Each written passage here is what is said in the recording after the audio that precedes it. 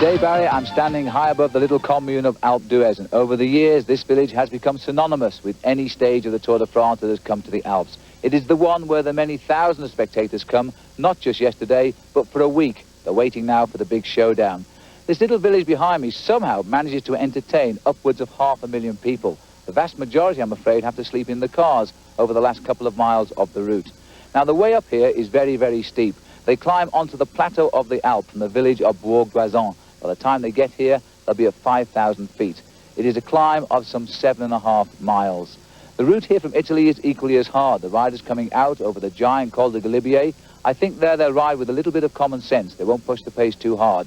Then they go on to the Col de la Croix de Fer. That is a very narrow and twisting climb. It'll be even narrower today by the thousands of people packing the slopes. Then they come down to Bourg-Guazon, and then they face the Alpe. Yesterday was a severe day in the Tour de France. It gave us a great winner. And today will be equally as cruel and should do just the same. All right, thanks very much, Phil. That's Phil Liggett in Alpe d'Huez. I don't know what it is. I expected him to break into singing The Sound of Music. This is the day that everybody waits for, not only the racers, but as Phil pointed out, also the fans. It starts out in Sestriere, Italy, and it comes back into France. This is the last time that we will come out of France and back into it before the race ends here in Paris on the 26th of July. So this is really the one that everybody waits for, without question, the toughest stage on the tour. And the crowd already assembled at Alpe d'Huez, and there will be hundreds of thousands, literally. We'll be back. This number 14, but there is simply no time for sightseeing. This is serious business, made more serious by the problems that have beset America's brightest hope in the Tour and the three-time winner. Yesterday in stage 12, it seemed that Greg LeMond had hit the wall on the first climb, despite his teammates' attempts to help him and the omnipresent fan support that he always does get in this race. There simply didn't seem to be anything left in Greg's tank. It did seem that it began in San Sebastian. He was tired before the race ever really rolled off the start line. A 36-hour trip from Paris because of a trucker's roadblock seemed to set the tone. LeMond showed snippets of his old self from time to time, but they were temporary. They were usually done in desperation moments. It just seemed that he was playing catch-up the whole race. This morning's sign-in sheet was missing a very important name. The name was Greg LeMond. For all intent, he had an unlisted number today. Paul Sherwin has more on just what motivates these racers. When Claudio Chiappucci launched that heroic attack yesterday, it changed the whole face of the stage. It forced Gianni Bugno to react early, but he was easily marked by Miguel Indurain. When they came to the final climb up to Sestriere, Bugno faltered. This allowed Miguel Indurain to force home an attack and put time between himself and Bugno, the man he regards as his nearest challenger. But the severity of the chase behind Chiappucci left many riders trailing behind, and one of those was Greg LeMond. And when it was heard he was over 30 minutes back, rumour was rife on the finish line that LeMond would abandon and leave the Tour de France. But he didn't. Why? Because it's not a question of money. It's not a question of team pressure. It's a personal thing. When you come to the Tour de France, it's like trying to climb Mount Everest. You don't want to get halfway and turn back. That's what forces riders on. They don't want the Tour de France to defeat them. Well, there's no question but that if any stage of the Tour de France is going to defeat these riders, it is going to be this stage, stage number 14. Without question, this is the most difficult mountain stage. Really not as many climbs as there have been in some other stages, but the three climbs that there are all of the hors de categorie stage. That means simply the toughest climb that there is. And it ends in Alpe d'Huez, which many feel is not only the toughest climb in this particular race, but rather the toughest climb anywhere. They are now out on the first climb, approaching the Col du Galibier. As you take a look at Laurent Fignon, he has won this race on a couple of occasions. There was an early breakaway of 6, including Gianni Bugno and Laurent Fignon, the two-time winner of the race, who you see right here, as well as Franco Ciccioli.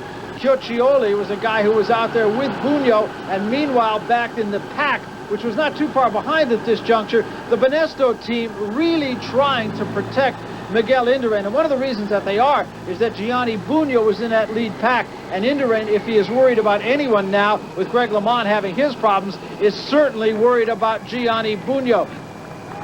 But Ciccioli took the opportunity for a breakaway, and you could see the crowds lining this course from beginning to end. Let's get to the call now with Phil Liggett and Paul Sherwin. I think more or less, Paul, if it hadn't been for this rather cheeky attack by Bugno, the main field are doing exactly what we would have expected after that hard day yesterday. Definitely. I thought they would have stayed much closer together, but Bugno realises today's probably his last chance to try and get any time back on Miguel Indurain, so he had to do something extraordinary, which is why he's attacked on one of the earlier climbs. He needs to take 5 or 6 minutes back on Miguel Indurain to be in with a chance of winning the Tour de France. And as you see, as we get to the top here with Franco Coccioli, it's so much steeper at the top. He's really fighting with his bike. He's got about 500 meters to go before he gets over the summit. Then he can have a little bit of a breather on the fast descent down into the valley below. Well, this is actually extremely steep just before the summit. We came over the Col de Galibier just before midnight last night as we made a run out of Sestriere to get to Alpe d'Huez and avoid the crowds. Well, we didn't really avoid the crowds because they were already on the climb, settling down with their stoves going, their tents were pitched, and they were having a marvellous party which seemed in a totally different world. It was a wonderful atmosphere. Now they're well primed to welcome the Tour de France towards the top of the Col de Galibier. And again, it's an Italian who's making his way to the summit first, Franco Coccioli, 4 victories this year to his name, but all of those in Italy. Now he's looking for what would be a superb victory if he can survive, of course, all the way to Alpe d'Huez. He set himself an awfully big target. What's this? Miller is down. This has been a crash. Well, we don't know how this has happened. They've gone round the corner there. There must have been a touch of wheels. Gianni Bugno went down. Robert Miller's gone down. And I will think we'll see Laurent Fignon waiting for him. I don't know how that happened, but it could well be just a touch of wheels or a spectator who was too enthusiastic coming round the corner and they touched them. Well, we're seeing Coccioli go over the summit of the Col de Galibier. There's a lot of exciting talk on Radio Tour at the moment, but I don't think anybody quite saw what happened there. But it was either a touch of wheels between the two of them because the angle of the virage, the bend there, the corner, is so steep, they may well have touched wheels. So Coccioli coming over the crest of the Col du Galibier. That is the first of the 3 climbs today. Let's take a look back and see what happened in that crash with Gianni Bugno and Robert Miller. Now watch the gentleman up on the left of your screen wearing the pink. He wants to take a picture of Bugno. He's saying, "Say formaggio." Over his foot goes Bugno and down, and Miller right behind him also going down. Gianni Bugno, to say the least, not too happy. In your face, as they say here on ESPN. We'll be back. You look at Laurent Fignon pulling Gianni Bugno back into things after that crash. Let's us get back to the call now with Phil Liggett and Paul Sherwin. Gentlemen. And that is the most unlikely crash I've ever seen in the Tour de France there. The world champion on the floor, as in fact his teammate Fignon takes him over the top in second place, 46 seconds down. Bugno goes over in third, Miller goes over in fourth. In fact, Paul, I haven't seen Stevens. There is the chance, of course, he has gone over ahead of that little group and the cameras haven't taken him.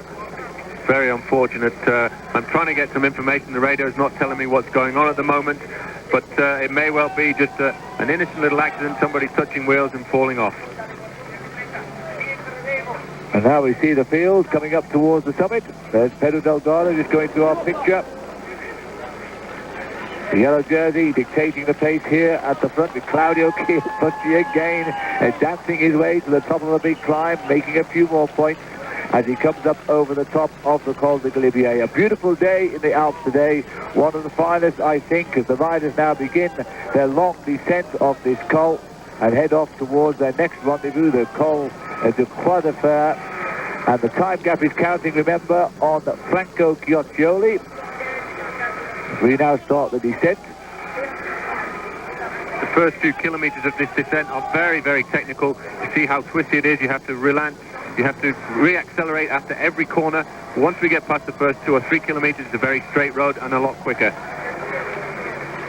The riders coming up the climb, but a long way down the climb, I'm afraid. We have to confirm that Greg LeMond has been given a time gap of almost 15 minutes, a similar gap as that of the giant Col de Liseron yesterday. And LeMond refusing to give up at the moment. If he does have to go out of this tour, it looks like Greg is going to be kicked out, and he certainly won't abandon his 7th Tour de France. And you can't do more than that. On the climb up here, the news reaches that Miller has got back into that group. In fact, Miller has rejoined Bugno and Fignon.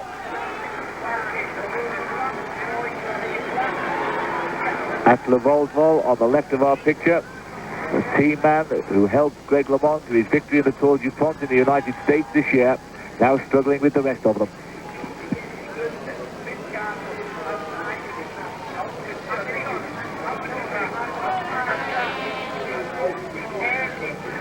Well, in fact, the radio tour has confirmed that Neil Stevens went over the top of the Galibier in second place, 37 seconds behind Chioccioli, and Fignon came over in third place with him. Bunyo Miller was with them too. He's back.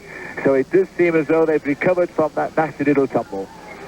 Meanwhile, while Greg LeMond continues to struggle, some 16 minutes back reportedly, this stage shaping up well for another American, Andy Hampsten.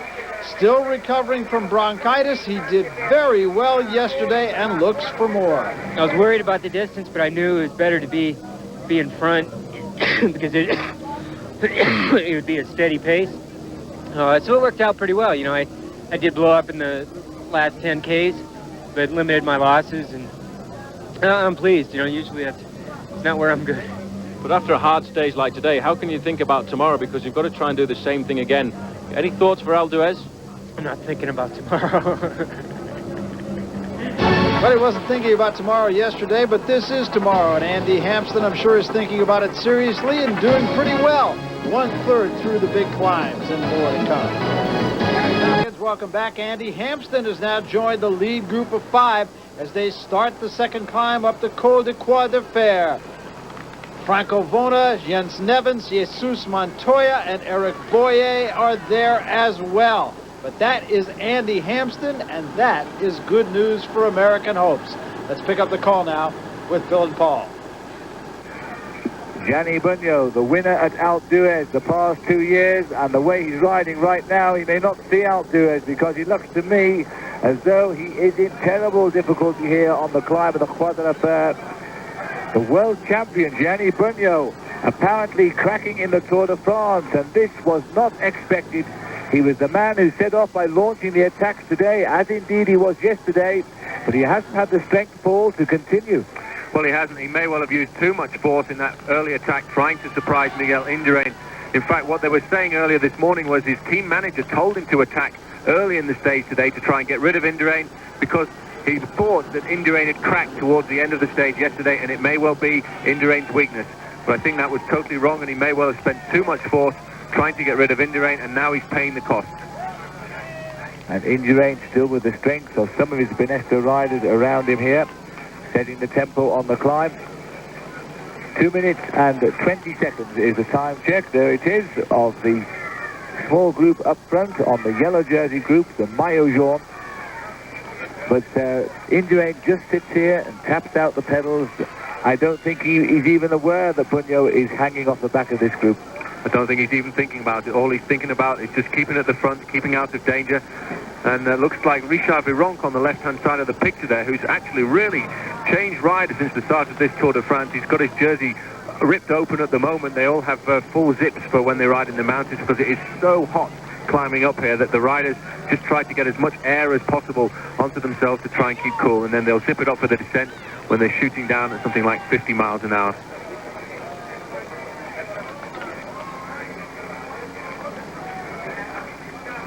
Indurain just sits in the middle, exercising his power over this chase group now as the new leader of the Tour de France, and this is indeed a sad sight.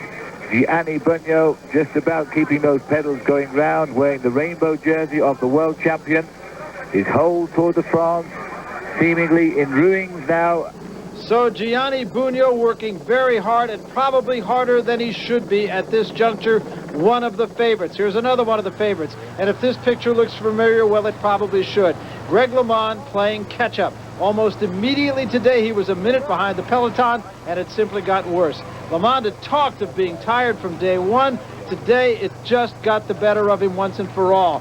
When he reached the feeding station today at Saint-Jean-Mauriac, that came at the 103-kilometer mark. He trailed the leader by a full 26 minutes. Yesterday, remember, he finished 50 minutes behind the leader. It simply was enough. And for the first time since racing in this Tour de France, Greg LeMond had abandoned. There was no one thing. It was cumulative, and it started even before the event itself. Greg LeMond out of the Tour de France. So the riders heading up towards the top of the Col de Croix de Fer now, high in the Alps. Little bit of a surprise that Jan Nevens is here, but the rest are recognized, the men of the mountains, and the Hampsten here dropping back, but I think only to speak to his team car, which is trying to get a word in his ear. They are building a lead of just on 2 minutes, so they're losing a little bit of ground to the chase group of Miguel Indurain. But the big news, Gianni Bugno is riding almost 90 seconds behind Miguel Indurain on this climb. That really is devastating for the Italian, because he thought he could challenge Miguel Indurain all the way to Paris, and yesterday I think he must have been very upset to lose so much time. Today he came out of the block straight away on the second climb and tried to attack him, and he crashed now today, and he's way off the marker. He's about 1.5 minutes down, and I think the way he was going the last time we saw him, he'll be a lot further back. We too will be back in just a moment. The climb up to Col de Fer continues. Don't go away. 20 miles of climbing. It takes the riders just on an hour to climb the Col de Fer. And it was Eric Boyer who's setting the pace at the minute, who created this little split.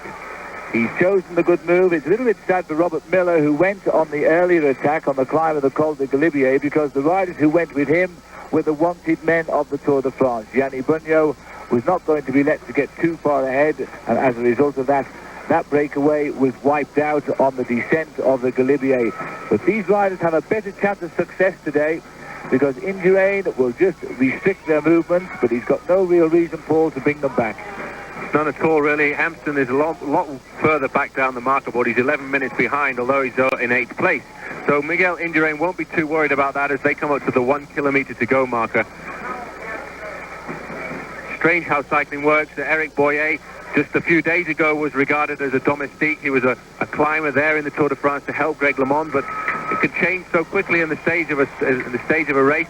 And now Eric Boyer will tonight be the leader of the Z team. It has been a very tough day indeed, and in fact a tough Tour de France in general for Greg LeMond, who dropped out today. We will have an update a little bit later. Meanwhile, the second major climb continues with strain on man and on two-wheeled machine. You know, to the public, the riders are the heroes, but as Paul Sherwin points out, the riders have heroes of their own. As far as I'm concerned, the worst job on the whole of the Tour de France has to be that of the team mechanics. They're the first to rise every morning, readying the 40 bikes which each team may be required to use in a day. Once the riders finish their day's racing, the mechanics are at work again, sometimes late into the night. It's a tough job at the best of times, but as the race approaches the mountains, they have an added load. The gear ratios have to be changed on a daily basis, depending on the mountain passes that have to be tackled. It's tough on the riders when they crash, but for the mechanics, it's just more work, which is why sometimes along the race route, you can surprise one of them taking a catnap in what would normally be regarded as the best seat in the house. Amongst the riders, there are no holds barred along the route to win the race, but the mechanics often have to work in the most dismal conditions, setting up shop wherever they can, usually in cramped quarters. Not exactly the glamour job that you would think. All of this breeds an incredible camaraderie, and mechanics from opposing teams will often help each other just to finish off business. All right, thanks very much, Paul. Meanwhile, let's get back to the race. The leaders now approaching the summit of the Col de Fer.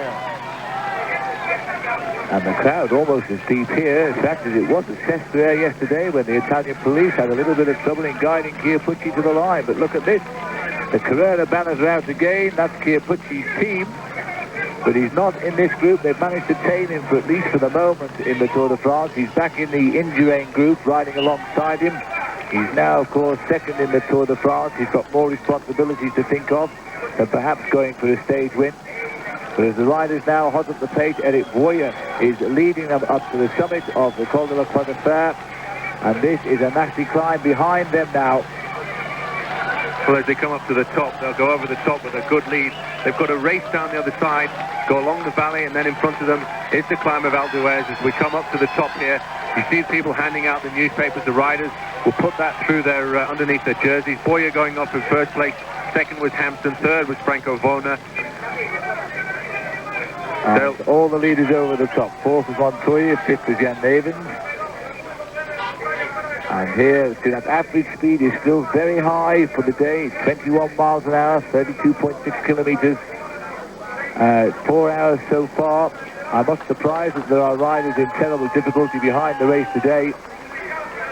Amongst the retirements, Ken Gialta from the Ariostia team and Dante Rezzi from the RMO squad. But the big name, of course, that of Greg LeMond, added to the list of retirements today.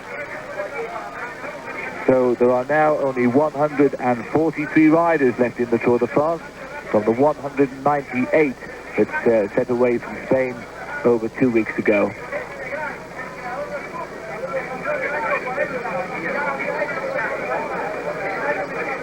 Absolutely incredible piece of work here being done by Julian Gorospe. He's ridden nearly the whole of this climb at the front without looking to anybody else to help him. He won't even be thinking about the Alpe d'Huez today. All he can think about is keeping the tempo high enough for Miguel Indurain to stay there in comfort and try and nullify any attacks. And the pace that he's setting, nobody really wants to attack because it's going to be very uncomfortable.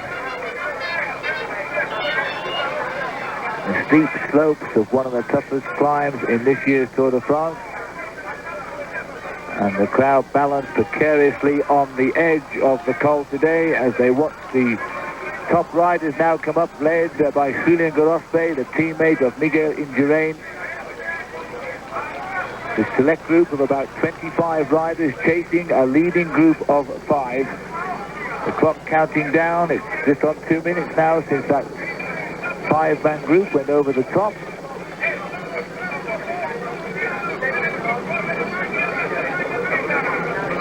Gorospe brings up the main chase group in the Tour de France today. 5 men are over. Gorospe will go over in 6th place.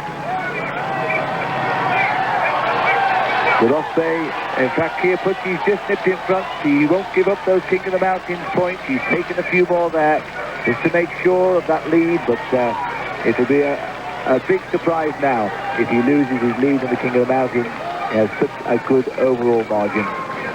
So Claudio Chiappucci keeping the polka dot jersey, and he will keep himself near the top of the overall leadership as well. We're about to start the final climb, the peloton chasing the lead pack, which incidentally includes Andy Hampsten.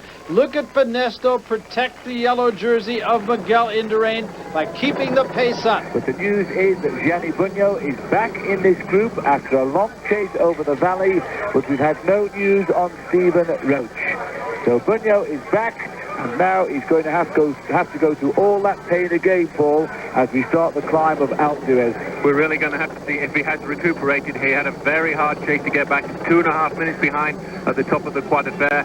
But there hasn't been that much of a chase in this group here because the 5 riders in the front are actually increasing their lead at the bottom of the Alpe d'Huez. They had 3 minutes and 50 seconds lead, but now the battle is going to start. Andy Hampsten in the centre of our picture. On his left in the white jersey is Franco Vrona. He's on the right as you look at these pictures now. Hampsten in the middle. Eric Boyer once finishing 5th in the Tour de France. Hampsten himself has finished 4th. At the back on the left is Jesus Montoya.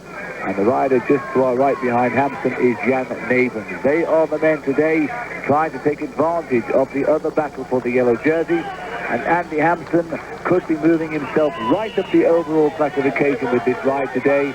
If he can finish it off now with a great ride on the Alps, Hampsten could be in the top 4 or 5 riders by the end of the day. On top of that, this has got to be a stage really tailor-made for Hampsten. The stage that he won earlier this year, which actually helped him to win the Tour of Romandy, was the finish at the top of one of the big mountains there in the Romandy area of Switzerland. He really has been in his past a magnificent climber, but today he's done a lot of work in this group to try and make sure they pull back as much time as possible. Let's hope he's got enough left in those legs to try and do something later on. But the attacks will certainly come as we get onto the steeper part of the climb. There, the gap has come down a little bit, 3 minutes and 57 seconds. Well, it's hovering more or less the same as they come onto the base there, Paul. But you have ridden up Alpe d'Huez on a number of times in the Tour de France. Perhaps you can remember the pain. Well, I can remember the pain. It's something you never actually forget. The ride is here on the first part of the climb, which really is hard. You've used the big gear all the way down the valley, and then when you get to the Alpe d'Huez, that first corner you have to climb up to, it's just changing from the biggest gear on your bicycle to the smallest gear on your bicycle, and it really is painful, especially for a rider like I was. I was never a climber, and these riders, they must be going through torture. Indurain, 3rd in line. They're close now at the start of Alpe d'Huez themselves with a deficit of nearly 4 minutes. And we've noticed, in fact, being very active in this front today, Gert-Jan Teunisser, a winner on the Alps in the past. And over the years, the Dutch cyclists have won on here 8 times. On the 16 occasions we've climbed the Alps. So it's the big man, Jean-Francois Bernard, who rode a similar great ride up the Alpe a year ago for Miguel Indurain, positioning himself again on the front. Definitely the one Banesto rider there who's done his job. He went to Miguel and said, Miguel, that's it. I can't do any more. Good luck, my man. We're going up the first part of the climb here. It's very, very steep. You climb up to the first corner, which comes back on yourself, and will say 21 corners to the summit there. Indurain sliding back down the group a little bit as Jean-Francois Bernard remains at the front, setting the pace. On his right shoulder, Claudio Chiappucci, the hero of yesterday's stage. There's Robert Miller moving to the front on the inside here. Robert, who is on the attack on the Galibier, but the formation of the group at the front end wasn't the right one, unfortunately for him. Now Miller still has a chance. 4 minutes, you know, is not a lot on a climb as steep as the Alpe, and it's certainly closable on this climb. Chiappucci is moving to the front on the left of our picture. They'll be happy to let Bernard set the early pace on this climb. It starts very, very steeply indeed. It zigzags every 150, 200 yards or so on a hairpin bend back on itself. And after about 7 or 8 minutes of climbing, the houses in the village of Bourg-Brazon simply look like anthills. And to those who are 30 minutes or so behind the peloton, they are anthills. We'll be back. 7 o'clock Eastern Time. Meanwhile, on their way up the Alpe d'Huez, Franco Vona, who had a great day yesterday, Eric Boyer of Team Z, and Andy Hampsten, who could have his greatest day ever. Let's get back to the call now as this race winds down. The American flag flying proudly on the slopes of Alpe d'Huez as Andy Hampsten brings this race towards his last 2 kilometers today. This would go down as a magnificent victory if Andy could pull it off. His tempo has slowly reduced that leading group from 5 to just 3 now. Jan Nevens has gone.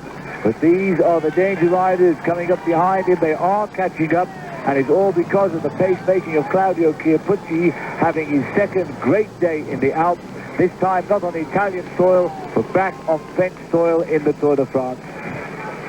Well, it isn't. It might not be Italian soil today, but really, apart from the Dutch people who come here every year in their crowds, I don't think I've ever seen so many Italians on the slopes of the Alpe d'Huez. They all came across, I think, last night during the night from Sestriere to set up camp here, and Boyer looks like he's cracked. Hampsten setting the pace on. He knew that Boyer was the danger man, and he's lost 15 or 20 meters here, and the 2 riders at the front who've been setting the pace since the bottom, Andy Hampsten and Franco Vona, are moving clear. Boyer rocking his head a little bit now. Well, this is absolutely amazing, but Boyer has gone now. He was the man that started this move. He was the man that launched the attack. Hampsten spotted it and went to him. And now Andy has only to lose one man, Franco Vona, but I don't think he'll find Vona to easily shake off. Definitely not. Vona riding exceptionally in this year's Tour de France. But now Vona realizes that Hampsten has got a lot of force left in his legs, and he's dropped back a little bit. He's probably going to try and shelter from the American for the next few kilometers. But Hampsten really, to be sure of victory, will have to try and go alone, because Vona really is a good finisher. Now you see he's done exactly what I thought. He's slipping into the slipstream of Hampsten, letting Hampsten setting the pace.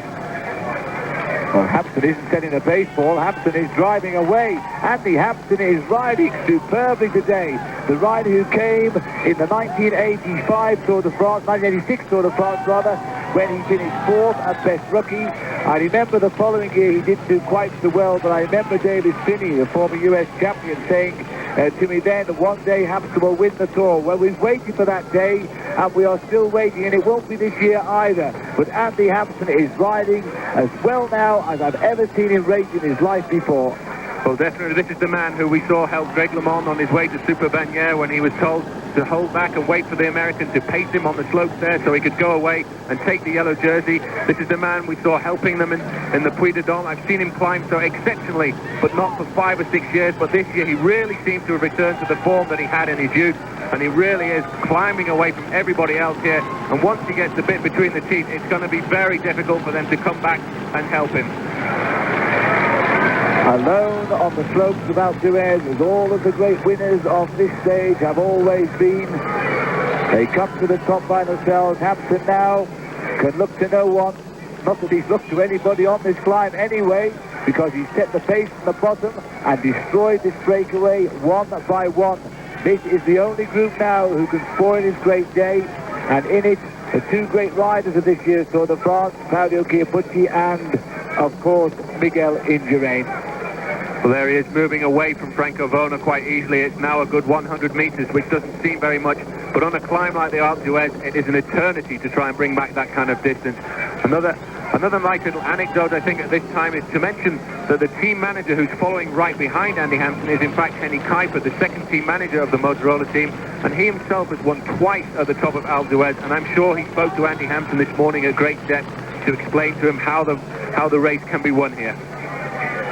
And now we're beginning to see the crowds assure sign to the riders too. They are climbing now towards the final climb in the Alps. They're very close to the finish, about 7 kilometers maybe from the top for this group. And this crowd haven't just been here for overnight, they've been here perhaps for 2 or 3 days waiting to see the tour come to them.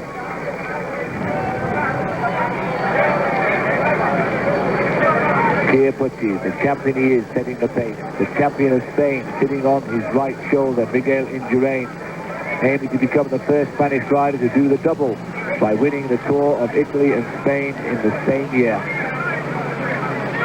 Quite amazing, Pierre Pucci. His team manager came up to him before and said, look, take it easy. Indurain is the man with the yellow jersey. But as far as Pierre Pucci was concerned, it wasn't going fast enough, so he's gone to the front. He wants to try and get the stage victory. He got one yesterday. This man really wants to race. He doesn't care about tactics, and all the time, all Miguel Indurain has to do is just be careful and watch what he's doing. If you see at the back, Richard Viron suffering a bit. But way up the mountain here, Andy Hampsten is riding away from them all. Time is coming down a little bit, but Hampsten has got his rhythm now. He knows he doesn't have to worry about any of the other competitors who are with him in that breakaway. He's just going to try and time trial to the finish. And when we come back, Andy Hampsten in the midst of his proudest moment. Back in Paris, you were watching the end of the climb up the Alpe d'Huez. This is Claudio Chiappucci and Miguel Indurain, the wearer of the yellow jersey, and they are chasing Andy Hampsten, who will win this stage and win it in most impressive fashion. Hampsten heading for a pretty terrific personal moment just ahead. You can now see the top of the Alps, and so too can Andy Hampsten. For the last half of this climb, he has ridden alone. His face has told us something, but there looks now to be a little bit of pain there. That was the last rider to be dropped. Here he is, Franco Bona. He's about half a minute behind, and I don't think even he will spoil the day for the United States on the Alps today. 2 kilometers to go for Andy Hampsten. The crowd are now safely locked behind the barriers. All of a sudden, there's space to breathe up here. Well, Hampsten getting to the Aegis part now, looking over his shoulder to see how far behind him Franco Bona is. He's just got to get over the top there, through the tunnel, and he'll get a little bit of respite. He'll be able to get a bigger gear in and head for the line. He'll be looking now for the last kilometer banner. Bona at 35 seconds at the moment. One other man in front of Miguel Indurain is Eric Boyer, but he's 2.5 minutes behind Andy Hampsten, and these two riders are still round about 3 minutes as Indurain tries to find a way through the crowd. He fights his way to the top of the Alpe d'Huez, and almost certainly now I think Miguel Indurain will be the top man when we go to Paris. I don't think there's much doubt about that now. He has proved himself by elimination of everybody around him that he is the best rider in this year's Tour de France. Well, Hampsten doing an incredible performance. I've just got another time check. He's actually 3 minutes and 55 seconds in front of Miguel Indurain. And Franco Bona here looks to me like a man who has really exploded. He can't get those gears over at all. He really is suffering. And Hampsten is on the flat part of the course, picking up speed, and he's really flying towards a most incredible victory. Andy Hampsten has kept us waiting a long time for this great day, ever since he promised us big things back in 1986 when he won the Tour of Switzerland, and he went on to win the white jersey, the best rookie in the Tour de France, but he also finished fourth. On that occasion, Greg LeMond was winning the Tour de France for America. Indurain, the man the crowd has come to see, along with these is Claudio Chiappucci. This crowd balanced as Italians and Spanish supporters. And a little bit more regimented and orderly than the crowd we had on Sestriere yesterday. They have much more space to ride at their own pace, but they're not going to pick up. Indeed, they're going to lose more time, I think, to Andy Hampsten. And Hampsten is going to find tonight he will have closed the gap considerably. He started the day in 8th place, 11 minutes and 16 seconds down. A 4-minute gain today. We're moving up probably to 5th and maybe even higher. Well, he's going to be very pleased with his day, but look at this man, Miguel Indurain. He doesn't seem to show any emotion at all. He just sits there and pumps away at that bicycle. Claudio Chiappucci, well, he's an incredible rider. He's fought all the way through the mountains. He's still fought today. But here is the red flag for Andy Hampsten. He's got 1 kilometre to go to take that final stage victory. And I think he really will savour that, because for a climber, I think one of the best places in the world to win is at the top of the Alpe d'Huez, because it really is the king of climbs. And the top 2 riders in the Tour de France also coming up here side by side. The polka dot jersey of the King of the Mountains this year, he'll win that for sure now. And alongside him, the yellow jersey of the Tour de France, worn by its defending champion Miguel Indurain. I think it's fair to say he'll win that for sure now as well. Franco Vona, the man who's been the big intruder in the Alps this weekend. He finished second yesterday, and he should hang on in there now and finish second again today. That's a magnificent performance by him. He finished 6th in the Tour of Italy. And the final few bends now as they head up towards the main part of Alpe d'Huez, where an American is set to win for the first time ever on the Alps. Back in 1952, it was the Italian Fausto Coppi. And we've been up here 15 times since. This is the 16th time since 52. 17 occasions in all. And the French have only won up here on 1 occasion, and that was Bernard Hinault when he was riding home side by side with Greg LeMond in 1986. Well, Hampsten made an incredible ascent of this mountain here. The time gap on these 2 riders at the moment is 3 minutes and 30 seconds. He turns into the final straight. He'll see the finish line in front of him. He's got about 500 meters to go up to the top, and Andy Hampsten looks to me as if he's going to take the most incredible stage victory of his life. There is no doubt about that now. He's smiling already. Andy Hampsten for the United States is coming home in the Tour de France. This will be a remarkable victory. He did it like a champion. He took the group over the Col de Fer. He took them to the bottom of Croix de Fer, then he blew them away one by one down the mountain, and the Steam Motorola has their station as well. So what a terrific moment for Andy Hampsten and his Motorola team, and as usual, at the finish of almost every stage, absolute pandemonium from the press, from the hangers-on, from the fans, from just about everybody. We'll be back. 4th place down the Alpe d'Huez. Franco Vona for the 2nd day in a row finished 2nd, and Eric Boyer finishes in 3rd place. And here are the 2 who everyone has been talking about all day, Chiappucci and Indurain. Here is the arrival now of the yellow jersey of Miguel Indurain, and he's going to take on Chiappucci. Chiappucci, I don't believe, will relax. He'll try and beat him in the sprint. As they come up towards the line, Chiappucci goes, this man never stops trying. He'll never concede any more than he has to. Chiappucci comes home now, and he'll be in 6th place today, I think, ahead of Miguel Indurain. And what a stage of the Tour de France this has been. Madness once again, but the man of the day, no question, was Andy Hampsten. One of the sweetest moments of his life, the first American to ever win on Alpe d'Huez. I tell you, that's all I've ever wanted my whole career, is just really good form and a good mountain showdown, and can't ask for more than 500,000 people to cheer me on. To win at the top of the Alpe d'Huez for a climber must be absolutely extraordinary. How did you feel with 500 meters to go? I felt pretty good. It was downhill. But what was a high for Andy Hampsten on this day was a low for another American, Greg LeMond, who had to abandon the Tour for the first time ever. He simply never got it going right from the start. Is it the last time that we will see him around? Not if you ask his biggest supporter. Well, I worry about that a little bit because he isn't getting any younger. But I don't know what to say exactly. I think that he's not the type that's going to give up on himself. If he's there in the early season next year, he'll be here during the Tour.